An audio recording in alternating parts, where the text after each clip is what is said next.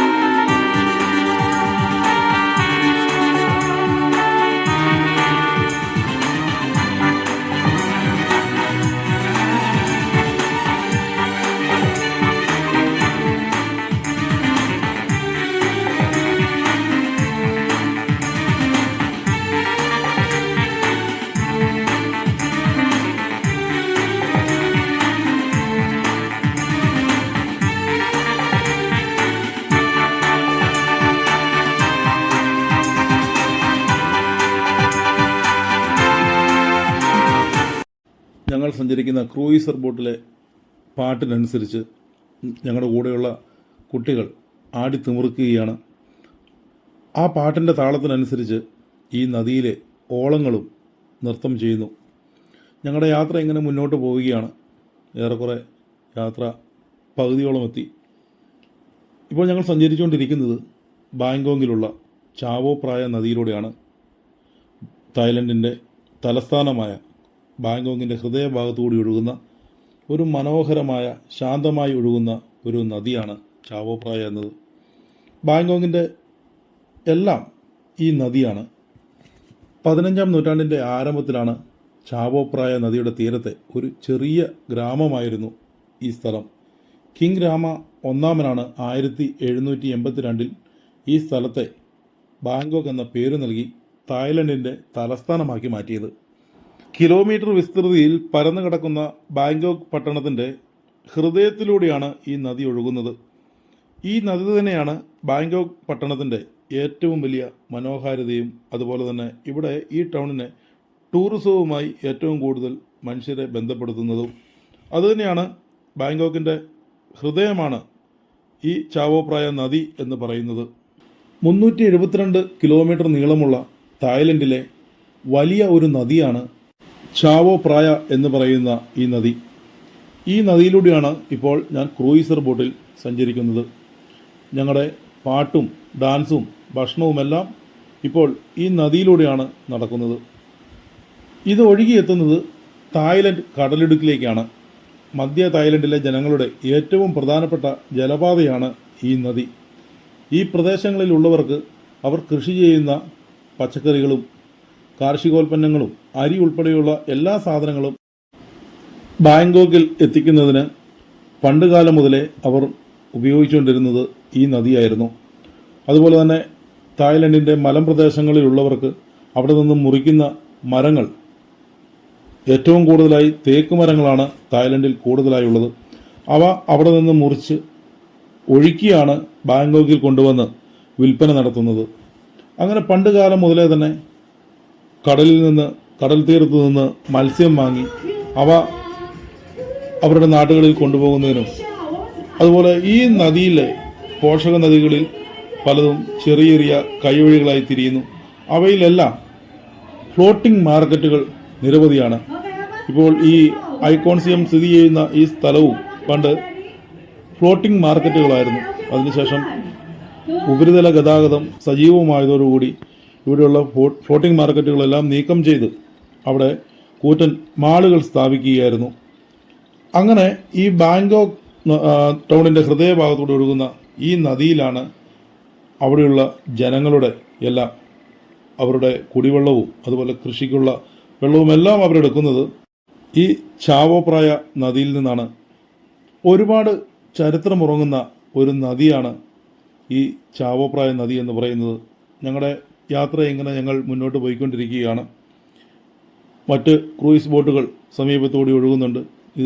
ഇതിലിരുന്നുകൊണ്ട് ഞങ്ങൾ കാഴ്ചകളെല്ലാം ഇങ്ങനെ കണ്ട് മുന്നോട്ട് പോകുന്നു. ശരിക്കും സത്യം പറഞ്ഞാൽ നമ്മുടെ ഒരു കേരളം വിട്ട് നമ്മൾ ആന്ധ്രയിലൂടെയും തെലുങ്കാനയിലൂടെയും മഹാരാഷ്ട്രയിലൂടെയും എല്ലാം സഞ്ചരിക്കുമ്പോൾ കാണുന്ന മന്ദിരങ്ങൾ, അമ്പലങ്ങളൊക്കെയാണ് ഈ നദിയുടെ ഇരുകരകളിലും കാണുവാനുള്ളത്. ആ കൂട്ടത്തിൽ അതിന് ആകർഷകം പകർന്നുകൊണ്ട് വൻ കെട്ടിടങ്ങളും ഇടയ്ക്കുണ്ട്.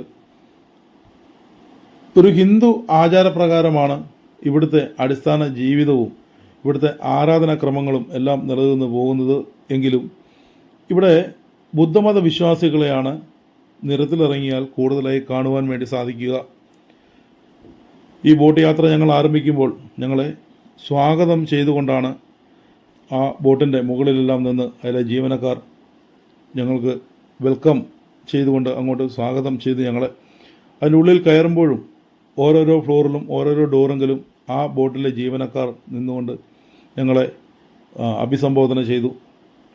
ഇതിൻ്റെ ഉള്ളിലെ ഭക്ഷണം എന്ന് പറയുന്നത് വളരെ മനോഹരമായ ഭക്ഷണമാണ്. ബോട്ടിലിരുന്ന് നദിയിലെ കാഴ്ചകൾ കാണുവാൻ വേണ്ടി കയറിയ എല്ലാവരും അതിൽ ഉള്ളിലെത്തിയപ്പോൾ ഭക്ഷണം കണ്ടപ്പോൾ നദിയിലെ കാഴ്ചകളെല്ലാം വിട്ട് ഭക്ഷണം കഴിക്കുന്ന തിരക്കിലായി. യാത്രയുടെ ഭൂരിഭാഗം സമയവും ഈ ഭക്ഷണത്തിൽ ഞങ്ങൾക്ക് ലഭിച്ചിരുന്ന വെറൈറ്റി ഐറ്റംസ് തപ്പിപ്പിടിച്ച് തീർക്കുന്നതിലുള്ള ഒരു മത്സര ഓട്ടത്തിലായിരുന്നു എല്ലാവരും. അതിനിടയിലാണ് ഡാൻസ് ആരംഭിച്ചത്. അപ്പോൾ പ്രഷറും ഷുഗറും ഉള്ള ഞങ്ങളുടെ കൂട്ടത്തിലുള്ള ആൾക്കാരെല്ലാം ഭക്ഷണത്തിന് ശേഷം മരുന്ന് കഴിക്കുന്നതിനുള്ള തിരക്കിലാണ്. ആൻറ്റിമാരൊക്കെ മരുന്ന് തപ്പിപ്പിടിച്ചെടുത്ത് കഴിക്കുന്നുണ്ട് ഞങ്ങളുടെ കൂട്ടത്തിലുള്ളത്. അങ്ങനെ ഞങ്ങളുടെ യാത്ര ഏറെക്കുറെ പരിസമാപ്തിയിലേക്ക് എത്തുകയാണ്. ഞങ്ങളുടെ അവസാനത്തെ രാത്രിയാണിത്, ഞങ്ങളുടെ അവസാനത്തെ അത്താഴം. അങ്ങനെ ഞങ്ങൾ ഈ ക്രൂയിസർ ബോട്ടിലിരുന്ന് കഴിച്ചു. ഇനി നാളെ ഒരു ദിവസം മാത്രമേ ഞങ്ങളുടെ മുൻപിലുള്ളൂ. നാളെ വൈകുന്നേരം 4 മണിയോടുകൂടി ഞങ്ങൾ ഗുഡ് ബൈ തായ്ലൻഡ് എയർപോർട്ടിലെത്തും. പിന്നെ നാട്ടിലോട്ട് പോരുകയാണ്. നാളത്തെ കാഴ്ചകളെന്ന് പറയുന്നത് പ്രത്യേകിച്ച് കാര്യമായി ഒന്നുമില്ല. 1-2 അമ്പലങ്ങൾ, ചൈന ടൗൺ, അവിടെയെല്ലാം ഒന്ന് പോകണം. അത് മാത്രമാണ് നാളത്തെ ഞങ്ങളുടെ പരിപാടി. ശേഷം ഷോപ്പിംഗ്, ഒരുപാട് സാധനങ്ങളൊന്നും മേടിക്കാനുള്ള, കാരണം കയ്യിലുള്ള പൈസയെല്ലാം ഏറെക്കുറെ ഇപ്പോൾ തന്നെ തീർന്നിരിക്കുകയാണ്. ഇനിയിപ്പോൾ പർച്ചേസിങ്ങിനുള്ള പൈസ നാട്ടിൽ നിന്ന് ആരെങ്കിലും അയച്ചു തന്നിട്ടുണ്ടെങ്കിൽ മേടിക്കേണ്ട ഒരു അവസ്ഥയിലാണുള്ളത്. അങ്ങനെ ഈ ചാവോപ്രായ നദിയുടെ ഇരുഭാഗത്തെയും കാഴ്ചകളൊക്കെ കണ്ട് കണ്ണു പറിക്കാൻ തോന്നാത്ത ഒരു വിസ്മയമാണ് ഈ നദിയുടെ ഇരുകരകളിലെയും കെട്ടിടങ്ങളും അതുപോലെ അമ്പലങ്ങളും. ഇതെല്ലാം ലൈറ്റുകൾ പിടിപ്പിച്ച് അലങ്കാരപൂരിതമായി നമ്മുടെ കണ്ണിന് കുളിർമയേകുന്ന രീതിയിൽ അത് സ്ഥാപിച്ചിരിക്കുകയാണ്. ഇതൊക്കെ തന്നെയാണ് ഈ നദിയുടെ പ്രത്യേകത എന്ന് പറയുന്നത്. അങ്ങനെ ഞങ്ങൾ ബോട്ടിൽ നിന്നിറങ്ങി യാത്ര ആവുകയാണ്. സ്വാഗതം ചെയ്തുകൊണ്ട് സ്വീകരിച്ചവരൊന്നും ഞങ്ങൾക്ക് യാത്രയയപ്പ് നൽകിയില്ല. കാരണം ഇത്രയും നല്ല പെർഫോമൻസ് കാഴ്ചവെച്ച ഞങ്ങളെ നഷ്ടപ്പെടുന്ന വേദന ബോട്ടുകാർക്കും ഉണ്ട് എന്ന് അവരുടെ ഈ പ്രവൃത്തിയിൽ നിന്ന് മനസ്സിലായി. അവരും യാത്രയാവുകയാണ്. ഞങ്ങളെ ഇറക്കിയതിന് ശേഷം ഞാനിങ്ങനെ ആ ബോട്ടിലോട്ട് തന്നെ നോക്കി നിന്നു. കാരണം ഇനി ഒരിക്കലും ഈ മേഖലയിൽ ഇതുപോലൊരു സന്ദർശനത്തിനായി ഞാൻ എത്തുകയില്ല എന്ന് എനിക്ക് കൃത്യമായി ഉറപ്പുണ്ട്. അതുകൊണ്ട് ഞാൻ ആ ബോട്ട്, ഞങ്ങളുടെ ക്രൂയിസർ ബോട്ട്, ഇത്രയും സമയം രാജകീയമായി ഞങ്ങൾ ചെലവഴിച്ച് ഈ ബോട്ട് കണ്ണിൽ നിന്ന് മറയുന്നത് വരെ ഞാൻ ഈ ബോട്ടിൽ തന്നെ നോക്കി നിന്നു. വളരെ സങ്കടത്തോടു കൂടിയാണ് ഈ ബോട്ടിൽ നിന്ന് എല്ലാവരും ഇറങ്ങിയതും എല്ലാം. ബോട്ടിങ്ങനെ ഞങ്ങളെ വിട്ട് ഈ നദിയിലൂടെ ഒഴുകി പോവുകയാണ്. നാളെ ഞങ്ങളെപ്പോലെ തന്നെ ഒരു ടീമിനെ ഇതിൽ കയറ്റുന്നതിന് വേണ്ടി. പക്ഷേ ഒരു കാര്യം ഉറപ്പാണ്, ഞങ്ങളുടെ കുട്ടികൾ പെർഫോം ചെയ്തതുപോലെ, അടിച്ചു പൊളിച്ചതുപോലെ ഇനി ഒരു ടീം പോലും ഇതിൽ വരികയില്ല എന്ന ഒരു സത്യം അത് ഉറപ്പാണ്. അങ്ങനെ ബോട്ട് വിട്ട് പിരിഞ്ഞു പോയിക്കൊണ്ടിരിക്കുകയാണ്. സങ്കടത്തോടെ ഞാനും ഇങ്ങനെ നോക്കി നിന്ന്. എല്ലാവരും എൻ്റെ അടുത്തുനിന്ന് പോയി, എന്നിട്ടും എനിക്ക് അവിടുന്ന് പോരാൻ തോന്നുന്നില്ല. അത്രത്തോളം ജീവിതത്തിൽ ഒരു വളരെ സന്തോഷിച്ച ഒരു സമയമായിരുന്നു ഇത്.